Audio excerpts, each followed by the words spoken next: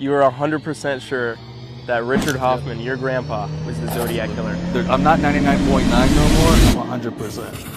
Zodiac, a symbol that now stands for terror. One of America's most notorious serial killers. The Zodiac Killer. Zodiac Killer. Leaving clues, sending letters directly to the police and news stations. And for nearly 50 years, no one has come close to figuring out who the Zodiac Killer was. Every few years, some new evidence or suspects would appear, but there was never enough evidence to prove it. But this time seems different. I was really curious, and we actually asked you this earlier, but how you kind of figured that out and got into this story.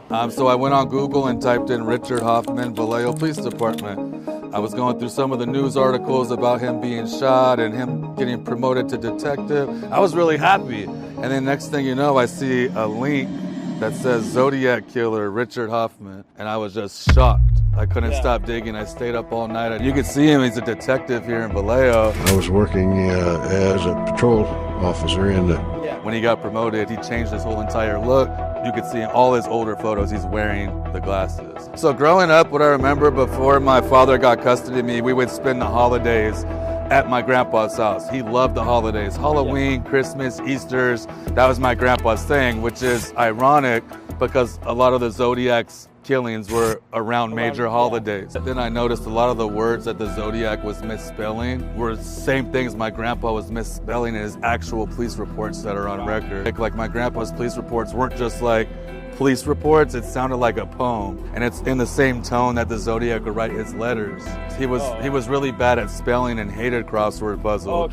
So he found a knack for math. Like he loved solving math problems and equations, and that's why he became a woodworker. He has a lot of numbers. And you could correlate that to the ciphers that the Zodiac was doing because he was so bad at spelling, he used a different way to speak to us.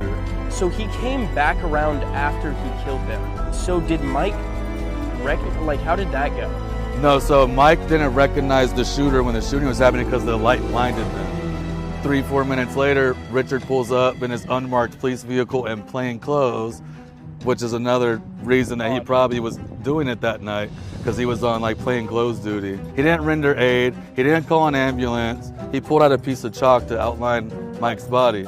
Richard admitted to moving the body. He admitted to not doing CPR, moving Mike's body. He admitting to going through Mike's wallet. My grandpa's DNA is all over the scene.